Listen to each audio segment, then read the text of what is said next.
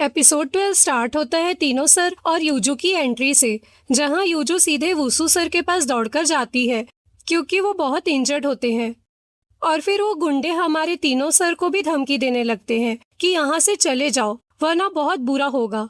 लेकिन हमारे सबसे इनोसेंट डोंगजू सर जी जियोन और डाजू सर को वुसु सर के पास जाने को बोलते हैं और कहते हैं कि बाकी सब वो संभाल लेंगे।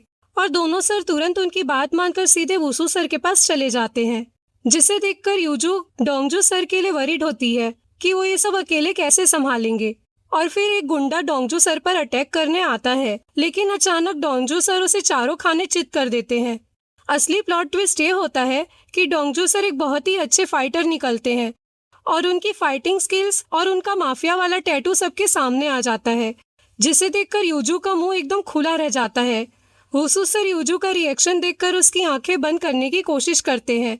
अब गुंडे भी उनसे पिटने के बाद बहुत ज्यादा डर जाते हैं और माफी मांगने लगते हैं कि अब आगे से ऐसा नहीं होगा। तब डोंगजू सर बोलते हैं कि अगर दोबारा तुम इन दोनों लड़कियों के आसपास भी दिखे तो तुम्हारा वो हाल करूंगा कि तुम अपने आप को पहचान भी नहीं पाओगे, जिससे गुंडे एकदम थर थर कांपने लगते हैं। अब हम देखते हैं गोया को, जो बहुत ज्यादा पैनिक कर रही होती है क्योंकि यूजू उसका फोन नहीं उठा रही होती है। तभी यूजू वहाँ आती है और उसे देखते ही गोया अपना सारा गुस्सा भुलाकर उसे गले लगा लेती है और बोलती है कि मैं बहुत ज्यादा डर गई थी क्योंकि तुम मेरा फोन नहीं उठा रही थी।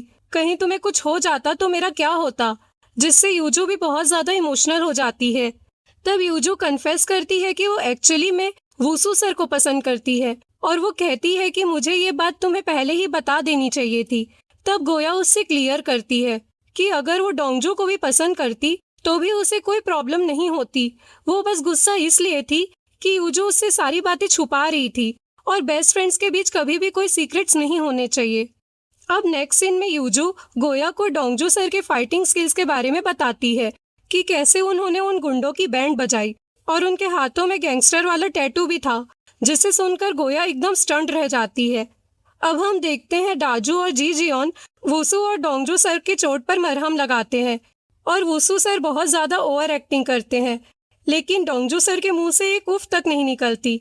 तब डोंगजू सर टेंशन में भी होते हैं कि दोनों स्टूडेंट्स ने उनका टैटू देख लिया है, अब पता नहीं क्या होगा। और वो ये भी बात करते हैं कि कैसे जी जियोन सर ने उनकी पास्ट में मदद की थी उस मैसी ग्रुप से निकलने में, जो उनके अच्छे बॉन्ड को प्रूव करता है। अब हम देखते हैं ऑफ कोर्स यूजू को, जो पीछे कैसे रह सकती है डोंगजू सर को अपने नोवेल में मेंशन करने से। वो उनकी पूरी फाइटिंग स्किल्स और टैटू वाली बात अपने नोवेल में लिख देती है।